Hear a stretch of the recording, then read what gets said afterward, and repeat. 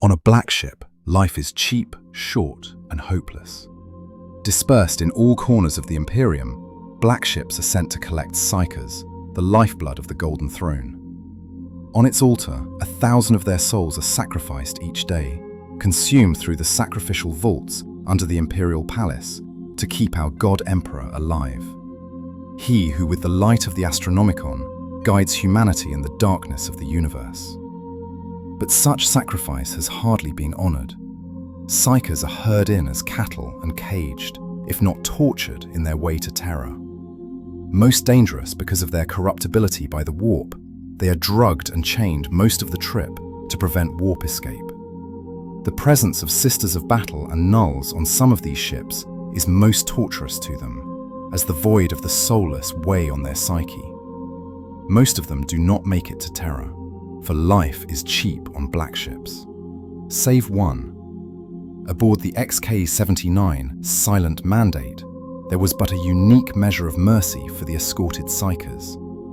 Lyriath Valis, a ministerium priest, acting as a chaplain to the Navy personnel, was extremely empathic to the condition of these psychers. And Lyriath was not a mere priest. He was gifted with the most blissful, soothing, and purest voices in the Imperium. For the caged psychers aboard the Silent Mandate, his voice acted as a beacon to calm and peace from the darkness of torture and captivity. His song, guiding them to the shores of tranquility and acceptance, was always but the same. It spoke of their sacrifice and how thankful humanity was to them. Each time he sang, the crew and even the Sisters of Battle, herding the psychers, sobbed hearing his voice. Legend aboard the ship has it that even the statue of Saint Celestine once wept blood at the sound of his chant. But outside the crew, all such charity was kept secret, for to inform psychers of their fate or to relieve their suffering would be deemed heresy by the Inquisition and the Ministerium alike. Yet the crew, and especially the psychers in the ship's astropathic choir, believed that the soothing voice was Emperor sent as mercy to his people.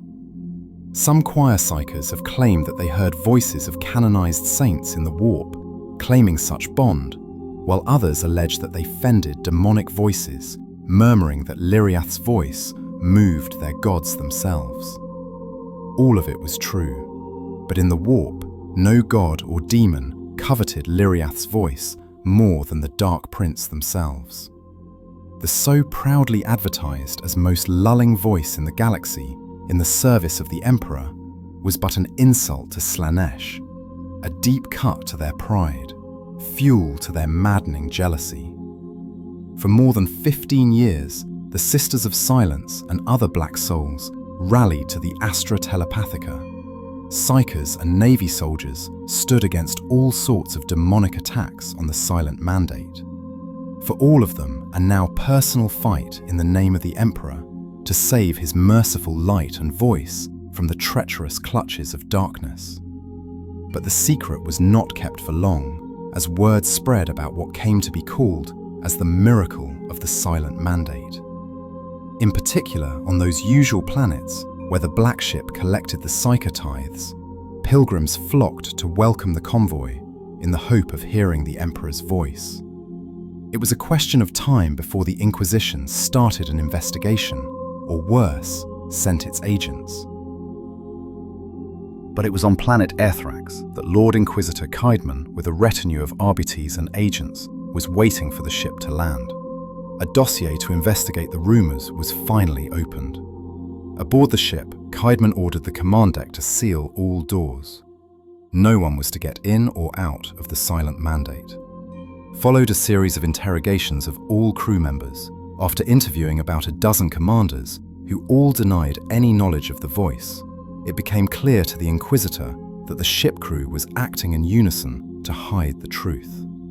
Infuriated, he shot his first interviewee and ordered his arbites to start rounding up the entire command crew. As all gathered at gunpoint, the Inquisitor shot a crewman and threatened that he will keep shooting until he has delivered the voice.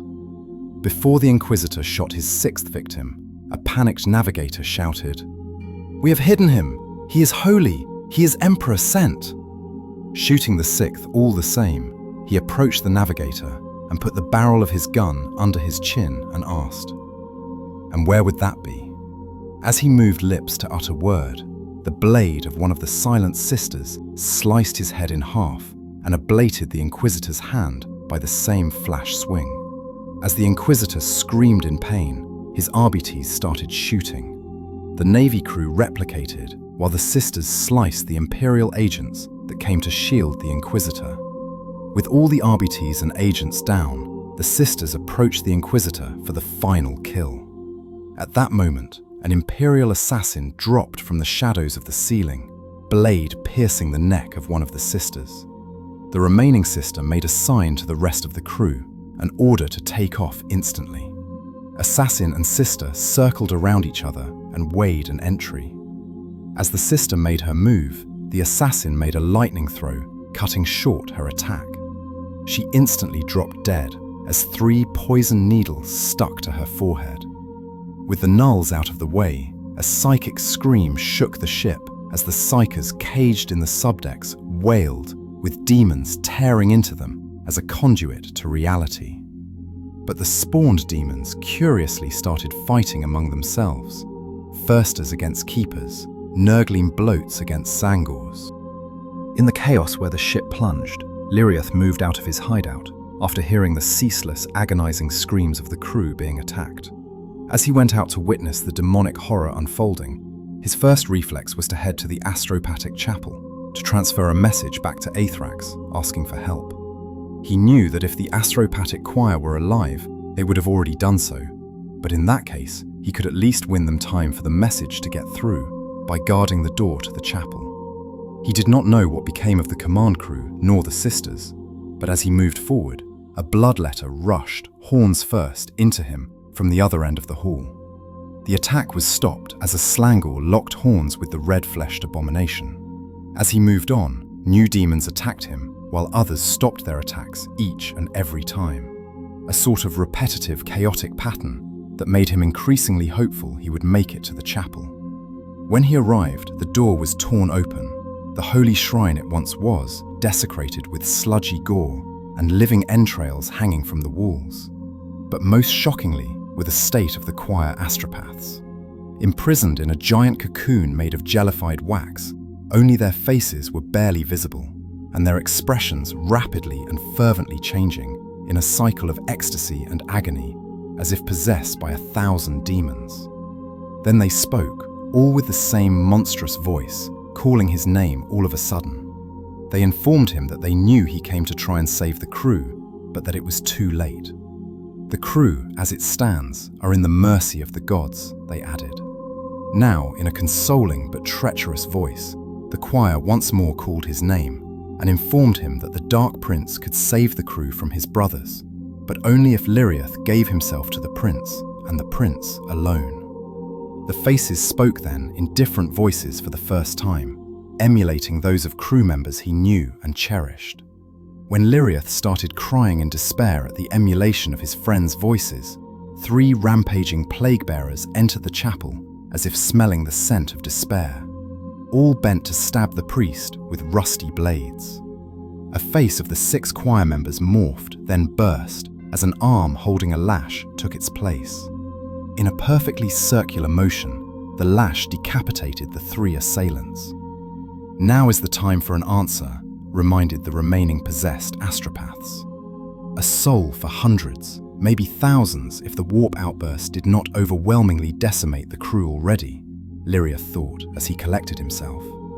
He joined his hands in prayer and asked forgiveness from the god emperor. He then gave his soul willfully to the prince. The sound of an ecstatic laughter tore through the ship, sending a shockwave, tearing into the fabric of reality like shattering glass. When it receded, mutation had made Lyriath anew. Eyeless, earless, noseless and hairless stood the creature he became. Now privy to the essence of the prince, a fraction of it in fact, it knew what it had to do to save the crew. It warp-jumped to the command room and through the vox-casting system started to sing. It sang the only song it knew, that of sacrifice. Like a siren, it drew all the demons aboard. As the demons approached, it experienced for the first time the appetite of she who thirsts, an insatiable hunger for souls. Lulled, demons made easy prey to the devouring, and some were so hypnotized by the song, they keenly gave themselves to the devourer.